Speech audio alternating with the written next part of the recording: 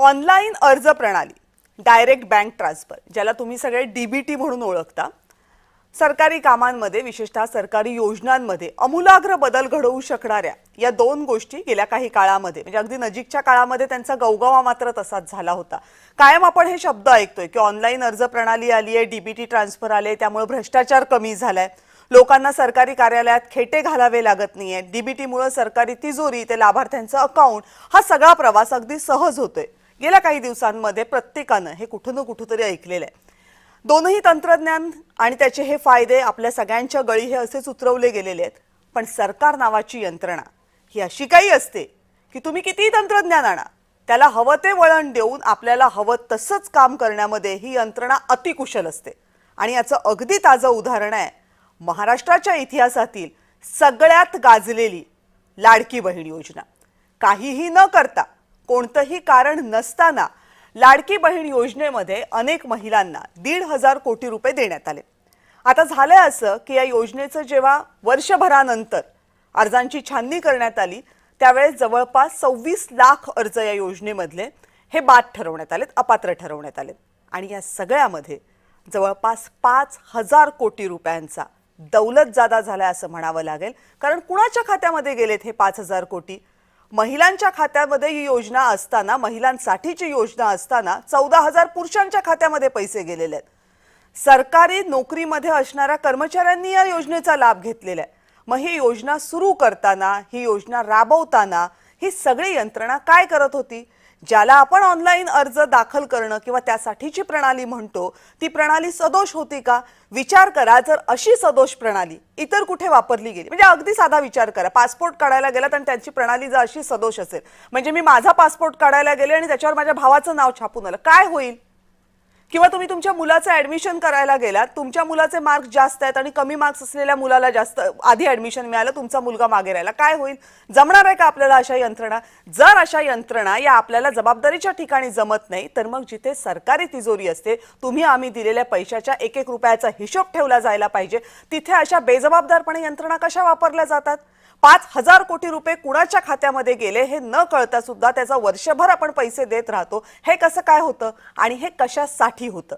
हे कसं काय माफ केलं जातं? असे अनेक प्रश्न लाडकी बहीण योजनेच्या या निमित्तानं उपस्थित झालेत। आणि ही सगळी आकडेवारी सरकारी आकडेवारी आहे, ही कुठूनही सूत्रांकडून मिळालेली बाहेरची आकडेवारी नाहीये। या खात्याच्या मंत्री, महिला आणि बालकल्याण मंत्री आदिती तटकरे यांनी रितसर ट्विट करून ही सगळी माहिती दिलेली आहे। या सगळ्या संदर्भात आपल्याला बोलायचं, पण त्या अगोदर एक नजर टाकूया या योजनेमध्ये वर्षभरामध्ये नेमकं काय काय झालेलं आहे, लाभार्थी किती आहेत, कुणाला किती पैसे दिले गेलेत, कुणाला बाद केलं, नुकसान किती झाले, सगळी आकडेवारी एकदा डिटेल बघूया। लाडकी बहीण योजनेमध्ये जेव्हा योजना जाहीर केली गेल्या वर्षीच्या जुलै महिन्यात 2,63,00,000 अर्ज दाखल करण्यात आले महाराष्ट्रभरातून। मग यामधले 2,47,00,000 हे अर्ज पात्र ठरवण्यात आले, म्हणजे या अर्ज केलेल्या महिलांना या योजनेचा लाभ देण्याचं निश्चित करण्यात आलं। जवळपास 16 लाख अर्ज तेव्हा बाद झाले होते। या योजनेमध्ये आत्ता अर्ज किती बाद झालेले आहेत? आत्ता या योजनेमध्ये 26 लाख अर्ज बाद झालेत। जर ही संख्या आपण बघितली टक्केवारीच्या माध्यमातून तर जवळपास 10% अर्ज हे बाद झालेले आहेत। आता हे अर्ज बाद झालेल्यांमध्ये कोण आहेत? पुरुष लाभार्थी आहेत 14,298, म्हणजे जी योजना महिलांसाठी आहे त्याच्यामध्ये पुरुषांनी अर्ज भरले, वर्षभर लाभही घेतला। सरकारी कर्मचारी ज्यांना या योजनेचा लाभ घेणं अजिबातच अलाउड नव्हतं, 2,000च्या वर सरकारी कर्मचाऱ्यांनी लाभ घेतला। ज्यांच्या कुटुंबात 2 पेक्षा अधिक लाभार्थी आहेत 7,97,751 अर्जदार होते। 65 वर्षांवरच्या महिलांना याचा लाभ घेता येणार नव्हता, 2,87,803 महिलांनी अर्जही भरले, लाभही घेतला। आता या योजनेचा दर महिन्याचा खर्च किती आहे? जवळपास 3,700 कोटी रुपये या योजनेला दर महिन्याला खर्च होतात आणि वर्षभरात या योजनेसाठी जवळपास 46,000 कोटी रुपये खर्च केले जात आहेत। अपात्र लाभार्थ्यांना पैसे जर 10% आपण अपात्र लाभार्थी असे पकडले तर जवळपास 5,000 कोटी हे अपात्र लाभार्थ्यांच्या खात्यामध्ये गेल्या वर्षभरामध्ये गेले।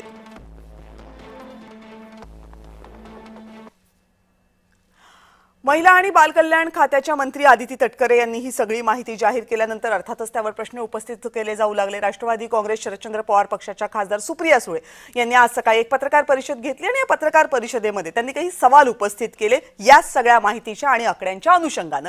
काय म्हटलं सुप्रिया सुळे बघूया।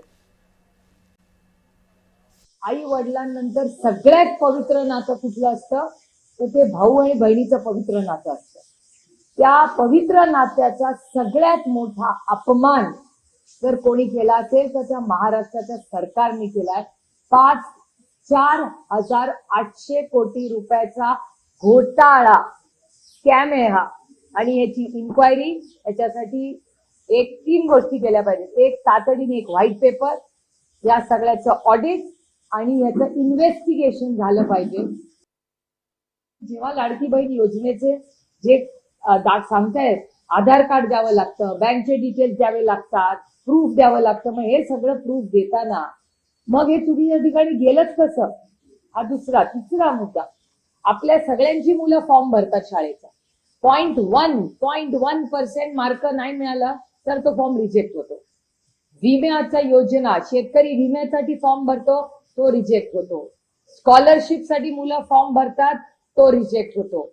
मग लाडकी बहीण योजनेमध्ये पुरुषांनी आणि जे त्यांच्या सगळ्या रिक्वायरमेंट मध्ये बसत नाहीत असे पण फॉर्म मग त्या सिस्टीमनी रिजेक्ट कसे नाही केले.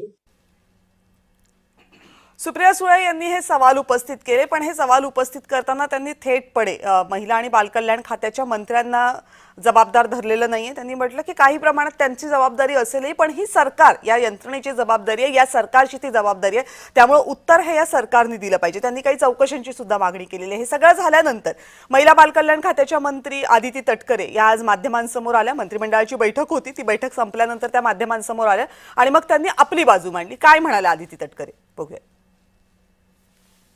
मी पुन्हा एकदा आपल्या समोर नमूद करू इच्छिते की जे काही आकडे त्या ठिकाणी समोर येत आहेत, हे माध्यम असतील किंवा जे काही विरोधक असतील, यांनी कुठल्याही पद्धतीचं क्रॉस व्हेरिफिकेशन त्या संदर्भातलं केलेलं नाहीये.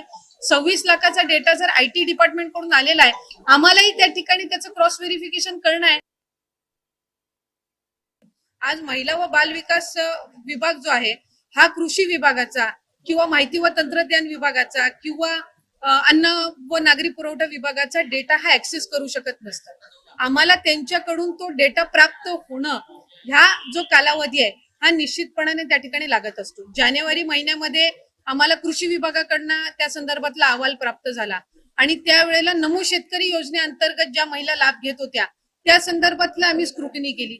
6-7 लाखाचा डेटा त्यावेळेला मिळालेला होता आणि त्या 6-7 लाखापैकी साधारणपणे 5 ते 5.5 लाख अशा महिला होत्या ज्या नमो शेतकरीचाही लाभ घेत होते आणि आपल्या लाडकी बहीण योजनेचाही लाभ घेत होत्या. म्हणून त्यांना नमो शेतकरीचा लाभ हा 1000 रुपयाचा जो आहे तो चालू राहिला आणि लाडकी बहीणचा आपण त्यांना 1500च्या ऐवजी 500 जे आपण GR मध्येच नमूद केलेला आहे की तुम्हाला टोटल 1500चा लाभ हा शासनाच्या योजनांमधनं मिळेल. आता या सगळ्याची उत्तरं कशी शोधायची हा सगळ्यात महत्त्वाचा प्रश्न आहे. खरं तर हा पैसा जनतेचा आहे, लोकांचा आहे आणि तो लोकांपर्यंत जात असताना जर इतक्या घडामोडी घडत असतील, इतका बेजबाबदारपणा होत असेल, 5,000 कोटी रुपयांचा हिशेब लागत नसेल, तर मग हे प्रश्न उपस्थित केले पाहिजेत. हे प्रश्न आपण आज उपस्थित करणार आहोत आणि हे प्रश्न ज्यांना विचारणार आहोत त्यांच्यामध्ये पॅनलमध्ये आता माझ्यासोबत आहेत भाजपचे प्रवक्ते गणेश खणकरजी. गणेश खणकरजी नमस्कार, स्वागत आहे आपल्या चर्चेत. नमस्कार. नमस्कार. अमोल मातेले प्रवक्ते आहेत राष्ट्रवादी काँग्रेस शरदचंद्र पवार पक्षाचे. मातेलेजी नमस्कार, आपलंही स्वागत. नमस्कार.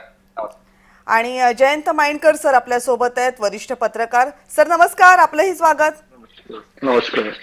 बर, खणकरजी पहिला प्रश्न मला तुम्हाला विचारावा लागेल. तर एवढं सगळं मी कार्यक्रमाच्या सुरुवातीपासून बोलले, इतकी आकडेवारी दिली, अनेक प्रश्न आहेत, काय सरकारला हे प्रश्न दिसतायत की नाही दिसत आहेत?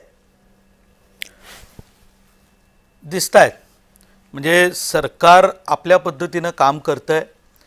आत्ता ज्या वेळेला हे विषय उपस्थित व्हायला सुरुवात झाली आणि हे काय आज पहिल्यांदा नाही आहे, तर यापूर्वी देखील आदिती तटकरे ज्या या खात्याच्या माननीय मंत्री आहेत, त्यांनी याबाबतीत अनेक वेळा यातलं स्पष्टीकरण दिलेलं आहे की अनेक वेळेला या अशा योजना ज्या वेळेला आणल्या जातात त्यावेळी कुठेतरी काही ना काही यामध्ये त्रुटी राहते, गडबड होते. काही पहिल्यांदा झालेलं नाही. यापूर्वी महाराष्ट्रामध्ये संजय गांधी निराधार योजना होती, त्यावेळेला आपण पाहिलं असेल की यामध्ये बोगस लाभार्थी असायचे. ज्या महिलांची कधी लग्नच झालेली नाहीत, कधी त्यांना पुढचे विषय झालेले नाहीत, अशांच्याही नावाने खाती उघडून त्यातले पैसे लाटण्याचे प्रकार यापूर्वी घडलेले आहेत. कारवाई नाही झाली का? तर झाली, त्याच्याविषयी कारवाई झाली, मग ते विषय थांबले. आत्तासुद्धा या योजनेमध्ये जर का काही चुकीचं घडलं असेल तर त्याचा डेटा गोळा करण्याचं काम सुरू आहे. यामध्ये प्रामुख्याने 2 गोष्टी आहेत. एक तर एकाच कुटुंबामध्ये काही विषय करून 2 जणांना याचा लाभ मिळाला आहे का, आणि दुसरी बाब, ज्या अनेक योजना सुरू आहेत त्यामध्ये सुद्धा तोच लाभार्थी इकडे डायव्हर्ट झाला आहे का, याची आता प्रामुख्याने चौकशी सुरू आहे.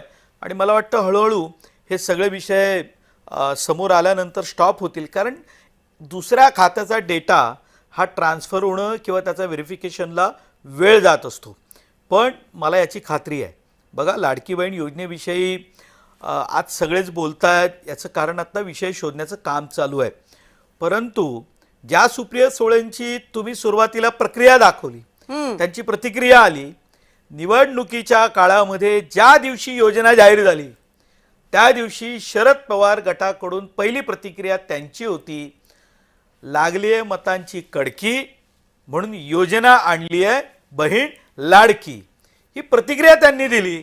आणि आश्चर्य असं की ज्या वेळेला निवडणुकीचा जाहीरनामा आला तेव्हा त्यांनी त्याच्या मागे किती पैसे जाहीर केले, ते 2,500 होते की 3,000 होते, ते एकदा तुम्ही चौकशी करून बघा.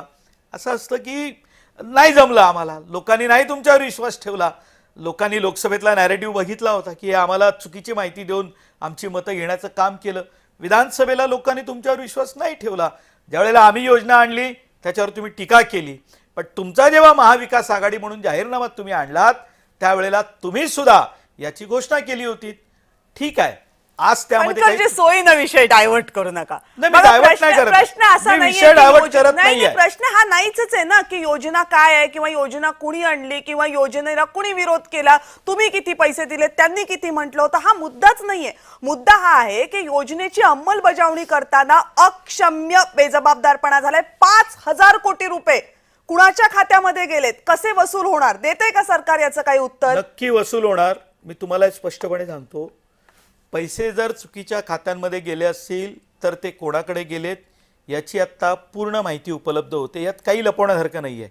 त्यामुळे थोडा वेळ जाईल, परंतु पूर्ण पैसे वसूल होतील या बाबतीत तुम्ही कसे खात्री होणार? बाळगा. तुमच्याच सरकारमधले मंत्री म्हणतायत की आता गेलेत त्या लाडक्या बहिणींच्या खात्यामध्ये, आता आम्ही त्या बहिणींकडनं पैसे परत घेणार नाही. मग कसे होणार वसूल? सरकारी कर्मचाऱ्यांकडनं जे पैसे घेतले गेलेले आहेत ते परत घेण्याचं काही नाव नाहीये. आता हे कोण पुरुष अर्जदार आहेत त्यांच्याकडनं कोण म्हणते की हे पैसे वसूल करणार? सरकारचे मंत्रीच जर हे म्हणत असतील की आम्ही त्या महिलांकडनं पैसे परत घेणार नाही आहोत, गेले ते गेले पैसे, तर कसे वसूल होणार आहेत हे पैसे?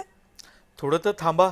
आज तुम्ही म्हणालात आम्हाला हे काम करण्यासाठी थोडा वेळ तर द्याल की नाही आपण, म्हणजे बाकी सर्वांना वेळ मिळतो, आम्हालाही द्या. आम्ही याची वर्ष चौकशी- झालं. आज तुमच्याकडे त्याचे आकडे आलेत. अजून वर्ष नाही झालं हो सर. जुलैला गेल्या वर्षी योजना सुरू झाली, 1 वर्ष झालं. थोडं थांबा, अजून आम्ही काम करतोय, आम्हाला थोडी संधी द्या, एवढंच आमचं म्हणणं आहे. एकदम एवढा ऐरणीवर येऊ नका. निदान आम्ही ते कबूल केलं, निदान आम्ही यात काहीतरी गडबड झाली आहे प्रथमदर्शनी लक्षात आल्यानंतर त्यावर आम्ही कारवाई सुरू केली, नावं शोधणं सुरू केलं.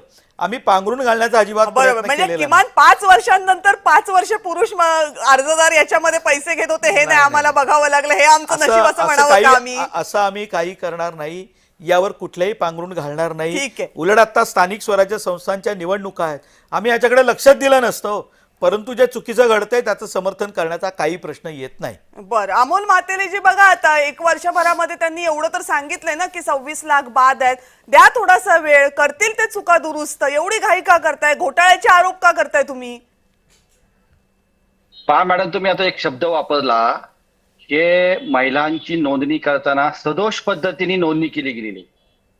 ते सरकारचे अधिकारी सदोष पद्धतीने केले, सरकार सदोष आहे. आपल्याला माहित असते लोकसभेची निवडणूक झाली, निवडणुकीमध्ये भारतीय जनता पार्टीचं पूर्ण पानिपत झालं. त्यांच्या फक्त 9 खासदार निवडून आले. 9 खासदार आल्यानंतर ते अस्वस्थ झाले. त्यांना माहिती आता आपल्या राज्यामध्ये सरकार येणार नाही, म्हणून त्यांनी एक चांगली योजना आणली. आम्ही त्याचं स्वागत करतो. लाडक्या बहिणीची योजना आणली, प्रत्येकाची नाव नोंदणी केली. कोटी लोकांनी त्या ठिकाणी महिलांनी नाव नोंदणी केली. पहिले 3 महिने 4 महिने अगदी वेळेत पैसे दिले गेले. निवडणुकी झाली, निवडणुकीमध्ये त्यांना फायदा झाला, सरकार पुन्हा सत्तेवर आलं. सत्तेवर येण्यापूर्वी विधानसभेच्या निवडणुकीत सांगत होते 1,500 रुपये देणार, त्यानं सांगितलं आम्ही 2,100 रुपये देणार, शेतकऱ्यांचे 7-12 कोरा करणार. कर्जमाफी देणार, अशा अनेक घोषणा केल्या. त्या घोषणाबद्दल आता काय झालंय की 5,000 कोटीचा घोटाळा झालाय. म्हणजे 26,000 जी नावं नोंदणी केलेली आहेत 24 लाख. हे सरकार काय डोळे झाकत होतं का? यांचं लक्ष नव्हतं का? एवढी त्यांची फसवणूक केली, सरकारची फसवणूक केलेली आहे. एखाद्या व्यक्तीची फसवणूक केली असं मी समजू शकतो, पण सरकार सारख्या एवढ्या नाव नोंदणी करण्यामध्ये, या प्रक्रियेमध्ये जर फसवणूक होत असेल तर ही मोठी शोकांतिका आहे. आज आपण जर 11वीला ऍडमिशन घ्यायला गेलो, 13वीला ऍडमिशन घ्यायला गेलो, तर ज्या विद्यार्थ्याच्या गुणवत्तेनुसार त्याला त्या ठिकाणी कॉलेज ऍडमिशन मिळतं, नाही तर फॉर्म रिजेक्ट होतो. इंजिनिअर जर तुम्ही गेलात तर ओपन कास्टच्या मुलाला 50% मार्क्स पाहिजे, अदर कास्टच्या मुलाला 45% मार्क्स पाहिजे, हे निकष लावलेले असतात. तरी पण ह्या योजनेमध्ये काही पुरुषांनी फॉर्म भरले, सरकारी अधिकाऱ्यांनी देखील फॉर्म भरले, त्यामुळे 14,000 पुरुषांनी फॉर्म भरले. हे सरकार काय करत होतं? सरकार पूर्णपणे डोळे झाक करून आज त्यांनी प्राप्तिकर विभागाकडून त्यांनी ते 2.5 लाखापेक्षा जास्त उत्पन्न असलेल्या महिलांचे फॉर्म रिजेक्ट करण्याचं काम केलंय. त्यांना तेव्हा कळलं नाही का? तेव्हा त्यांना मतदान घेण्यासाठी त्यांनी कुठेही स्क्रुटिनी केली नाही, कुठेही काही केलं नाही. सरसकट महिलांच्या खात्यात अकाउंटला पैसे जमा केले आणि सरकार सत्तेनंतर आल्यानंतर अजितदादा वारंवार सांगायचे की आम्ही 47,000 कोटी रुपये लाडक्या बहिणीसाठी बाजूला काढून ठेवलेले आहेत. मग हे काढले 47,000 कोटी रुपये, तर मग हे गेले कुठे? प्रत्येक महिन्यात तुम्ही सामाजिक न्यायाचा फंड घेताय, कधी आरोग्याचा फंड घेताय, कधी आदिवासी बांधवांचा फंड ठीक आहे. घेताय, कधी शिक्षणाचा फंड घेताय. बर. म्हणजे सरकारमध्ये चाललंय काय? एवढा बोगस कारभार चालू असताना देखील खनकर साहेब तुम्ही श्रेयस नाही. तुम्ही म्हणजे कॅबिनेटमध्ये होतात राज्यामध्ये- मला वाटतं मातेले. राज्यामध्ये एवढी सगळी तुम्ही आकडेवारी जी तुम्ही मीडियामध्ये ऐकून बोलताय, तुम्ही काय कॅबिनेटमध्ये होतात काय? विरोधकांना आरोप करू नका. तुम्ही गेली 10 वर्ष तुम्ही काय सत्तेमध्ये आहे. कॅबिनेटमध्ये होतात की काय? तुमच्या सत्तेमध्ये भ्रष्टाचार बोकड आहे. तुम्ही हे तुम्ही कॅबिनेटमध्ये नाकारताय. होतात? अहो काय मातेले, आपण एकदा स्पष्ट केलं की या सर्वांना जे दोषी आहेत त्या दोषींना शोधणार, त्यांच्यावर कारवाई करणार आणि अरे कधी एक कारवाई आणखीन करणार? सांगतो तुमच्या नाकावर टिचू. की त्या निमित्ताने 14 पुरुषांनी निष्णांत वकिलांची फौज आम्ही उभी करणार, त्यांच्यावर अरे खटले दाखल करू आम्ही.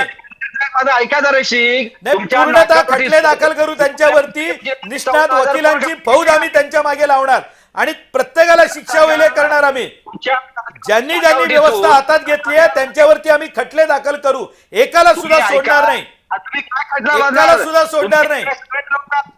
खटले भरताना तुमच्या भारतीय जनता पार्टीमध्ये आल्यानंतर जाऊन तुम्ही दोषमुक्त करताय. भारतीय जनता पार्टी असं भेसळ पार्टी झालेली आहे, लक्षात घ्या. तुम्ही 14,000 पुरुषांनी नोंदणी केली महिलेच्या योजनेमध्ये. तुम्ही काय करत होतात? ठीक. कुंपणाने शेत खाल्लं तर तुम्ही काय करत होता? तुमच्या नाकावर टिचून 14,000 पुरुषांनी फॉर्म भरले, तुम्ही काहीच करू शकले नाही. आणि आता तुम्ही गप्पा मारता आम्ही कारवाई करू. काय गप्पा पूर्ण कारवाई करणार आम्ही. निष्णात वकिलांची फौज उभी करू. अरे कारवाई काही दिवस करता, नंतर तडजोडी करता, तुम्ही तोडपाणी करता. तुम्ही हे सरकार तोडपाणी करतं, सरकार आहे, लक्षात ठेवा. असं आहे मातेले, लाडक्या तोडपाणी बहिणीच्या शब्द योजनेमध्ये हा तुम्ही तुमच्या कार्यकाळातला आहे. तुम्ही ज्यांचं नेतृत्व स्वीकारलंय हा त्यांच्या कार्यकाळातला शब्द आहे. तुम्ही आमच्यावर का लादताय? हे बरोबर नाही मातेले. हा तुमचा शब्द आहे मातेले, तोडपाणी. अहो तोडपाणी शब्द तुमच्या कार्यकाळामध्ये आलेला आहे. तुम्ही दुसऱ्याला का सांगताय? आमचा तोडपाणीशी संबंध नाही हो. आमचा तोडपाणीशी संबंध नाही. ठीक आहे, ठीक आहे. मातेलेजी येते तुमच्याकडे परत. जयंत माइंडकर सर, म्हणजे हे ऐकायला सगळं आता इतकं वाईट वाटतंय ना, की प्रश्न असा आहे की राज्याचे 48,000 कोटी रुपये हे अशा योजनेसाठी वापरले जातात ज्याच्यासाठी काही खास निकषच नाहीयेत. म्हणजे कशासाठी हा पैसा दिला जातोय तर त्याचे काही खास निकष नाहीयेत, त्यामुळे ते जात आहेत महिलांच्या खात्यामध्ये. ठीक आहे, टॅक्सपेअरचा पैसा एक वेळ आपण असं मान्य करू की टॅक्सपेअरच्याच खात्यामध्ये गेला म्हणून, त्यातल्या 5,000 कोटींचा हिशेब लागत नाही. कुठल्या राज्याच्या बाबत आपण म्हणतोय? ज्या राज्याच्या शिक्षणाचं बजेट 7,000 कोटी आहे त्या राज्यामध्ये 5,000 कोटींचा हिशेब लागत नाहीये. आणि सरकारमधले मंत्री हे सांगतात गेले असतील काही महिलांच्या खात्यामध्ये पैसे, पण त्यांनी काळजी करण्याचं कारण नाहीये. आम्ही काही त्यांच्यावर कारवाई करणार नाही, आम्ही काही त्यांच्याकडनं पैसे परत घेणार नाही. काय सरकार खिशातलं पैसे देते का? मी गेले 1 वर्षभर माझ्या प्रत्येक टीव्ही डिबेट्स मध्ये आणि लेखांमध्ये एक विशिष्ट विधान किंवा एक पूर्ण असं करत आहे. तेच आता मी पुन्हा रिपीट करतो. मी सरळ आरोप करत आहे की ही लाडकी बहीण योजना जितक्या ठिकाणी जो आपण आकडा सांगितला 5,000 कोटी, एक प्रकारे लोकसभा इलेक्शन नंतर लाच देऊन तत्कालीन सरकारने आपल्या मतांचा गठ्ठा भरलेला आहे. हा आरोप केवळ मी आत्ता करत आहे असं नाही, याआधी पण झालेला आहे. राजकीय पक्षांनी सुद्धा सगळ्यांनी केलेला आहे. 5,000 कोटी अशा प्रकारे जाणं हा एक केवळ संजय गांधी खणकर जरा त्या नेहरूच्या जमान्यातनं बाहेर या, फक्त आजचं बोलायला शिका. संजय केव्हा गांधी बाहेर आलोय? निराधार योजना 1980 साली होऊन गेली, ती त्याच्याबद्दल आजचं बोला. तुमच्यावरच्या आरोपांचं उत्तर द्या, ते तुम्ही देऊ शकत नाही. ही रिअलिटी आहे. 14,000 पुरुष जर का स्त्री म्हणून एनरोल होत असतील तर डिजिटायझेशन, कम्प्युटरायझेशन, त्याच्यानंतर भारतातलं आयटी दृष्टीने सर्वोत्कृष्ट असलेलं राज्य काय कामाचं आहे की जाणीवपूर्वक 14,000 काय जी काय तुम्ही आकडेवारी सांगितली त्या 46,000 कोटी वगैरे अक्षरशः खैराती सारखं वाटून नोव्हेंबर 2024 ला आपलं येणारं सरकार पक्क करण्याचा प्रयत्न केलेला आहे असं सरळ सरळ दिसत आहे. राहिला प्रश्न की हे असं का व्हावं. एक लक्षात ठेवा, जो आता यांनी संजय गांधी वगैरे असं जो काही हे उदाहरणं दिलेली होती, नेहमी चोर आणि पोलीस, आपण कधीही पोलीस आणि चोर असा खेळ खेळत नाही. चोर पोलीस हाच खेळ असतो. याच्यामुळे हे सरकारची जबाबदारी असते की अशा प्रकारचं लिकेज व्हायला नको. एखादा पुरुष आला असेल किंवा एवढ्या लाखो महिलांच्या मध्ये, कोट्यावधी महिलांच्या मध्ये 1,000 आलेले असतील, आपण समजू शकतो. पण जेव्हा 14,000 पुरुष येतात आणि त्याच्यानंतर जो तुम्ही आकडेवारी सांगितली की माझ्या लक्षात नाही, ज्याच्यामध्ये एका घरात 2 स्त्रिया किंवा ज्या लाभार्थी 2.5 लाख उत्पन्न वगैरे, ही एवढ्या मोठ्या प्रमाणात जेव्हा लिकेज झालेलं आहे, तेव्हा हे लिकेज हे केवळ आणि केवळ मतांच्या करता, सरकार घेण्याकरता केलेलं आहे. आणि अजून एक मुद्दा राहतो. ठीक आहे सर, मी तुमच्याकडे येते परत. खणकरजी, आता मला एक सांगा फक्त, आणि वेळ संपलेली आहे माझी, मला फक्त एका प्रश्नाचं उत्तर द्या. बाकी सगळं मान्य की त्या इन्कम टॅक्स कडनं, डिपार्टमेंट कडनं माहिती आली की नाही, त्या इतर योजनांमध्ये त्या महिला आहेत की नाही त्याची माहिती, कारण आमच्याकडे माहितीचं एकत्रीकरण नाहीये, एका डिपार्टमेंटला दुसऱ्या डिपार्टमेंटच्या माहितीचा ऍक्सेस नाहीये, त्यामुळे ते सगळं कंपायलेशन करून त्यातनं अनालिसिस करायला आम्हाला वेळ लागला. सगळं मान्य. पण 14,000 पुरुष अर्ज भरतात म्हणजे लिंग असा काही तिथे ऑप्शन होता की नव्हता? होता तर मग तिथे या पुरुषांनी काय भरलं होतं? आणि जर त्यांनी काही चुकीचं भरलं असेल तर ते तपासणारी किमान यंत्रणा नाहीये, त्यांचे आधार कार्ड सोबत आहे, काय बघून 14,000? बरं 1-2 असते तर गोष्ट वेगळी होती. 14,000 पुरुषांचे फॉर्म भरून घेताना आणि त्यांना पैसे देताना दिसलं नाही यंत्रणेतल्या कुठल्याच डोळ्यांना? बघा, असं आहे की यामध्ये जेव्हा आपण पुरुष म्हणतोय, बघा ही सर्व प्रक्रिया ऑनलाईन केलेली होती. जर कुणाच्या कार्यालयात जायचं म्हटलं तर त्या ठिकाणी दलाल बसलेले असतात. त्या ठिकाणी कागदपत्र भरून घेताना अक्षरशः लोकांकडनं पैसे घेतले जातात. ही सर्वमान्य आजपर्यंतची तक्रार, तहसीलदार कार्यालय असेल किंवा जिल्हाधिकारी कार्यालय असेल, हे आपण प्रक्रिया ऑनलाईन ठेवली होती. आणि त्यामध्ये जर का चुकीच्या पद्धतीने या पद्धतीने जर भरलं असेल तर मुळात यामध्ये चौकशी झालीच पाहिजे. आणि यामध्ये आता स्पष्ट झालेलं आहे की अहो मातेले, हे तुमच्या पक्षानं जे वर्षानुवर्षे केले, आमच्या माती मारू नका. हे कामधंदे आम्ही करत नाही, हे कामधंदे आम्ही करत नाही. जरा आपल्या असं आहे की असं आहे मातेले आपल्या पक्षाला जसं चालवायचं तुम्ही चालवा, एवढी वाईट वेळ आमच्यावर आलेली नाही. आणि आम्ही स्पष्टपणे सांगितलं, जर यात भ्रष्टाचार झाला असेल तर याची चौकशी करा आणि ज्यांचे यामध्ये दोषी असतील पण खडकर साहेब, तुम्ही जे म्हणताय ते सरकारकडनं येऊ देत की. सरकार कुठं म्हणते चौकशी करू? ते सुप्रियाताई म्हणतात करा ऑडिट, काढा श्वेतपत्रिका. सरकार कुठं तयार आहे? आम्ही म्हणतोय ना, याची पूर्ण चौकशी होईल. मी तुम्हाला मंत्री खात्रीने सांगतो. अहो सांगतील आता. आम्ही मुख्यमंत्री म्हटलेत, एखादा भ्रष्टाचार झाला असेल तर त्याचं समर्थन करण्याचा अजिबात प्रश्न येत नाही. जे चुकीचं घडलंय तर त्याची चौकशी होईल. आणि मुळात मी काय म्हणालो की यामध्ये कोणाला समर्थन करायचा प्रश्न येत नाही. आता अनेकांना वाटतंय तुमच्या कार्यकर्त्यांचं असेल तर खोदून काढा, करा कारवाई त्यांच्यावर. आम्ही कुठे म्हटलं कारवाई करू नका. भ्रष्टाचाराचं समर्थन करणार नाही, स्पष्टपणे सांगतो. तुम्ही 14,000 कोटी महिलेच्या योजनेमध्ये नाव नोंदणी केली, तेव्हा तुम्ही काय करत होते? डोळे बंद करून काय तेव्हा नाव नोंदणी करत होते का? तेव्हा तुम्ही काय action नाही घेतली? त्याला सरकारी यंत्रणा बसली होती हो, जी तुमच्याही काळात सुरू होती. आता यात काही चूक झाला असेल तर सुधारण्याचं काम करू. आम्ही त्यांना मातेले वाचवणार नाही, हे स्पष्ट सांगतो. मातेले, तुम्हाला जी हौस आहे ना, तुम्हाला प्रत्येक गोष्टीमध्ये उलट बोलण्याची आणि प्रत्येक गोष्टीमध्ये तोंड घालण्याची जी सवय आहे, त्या पद्धतीने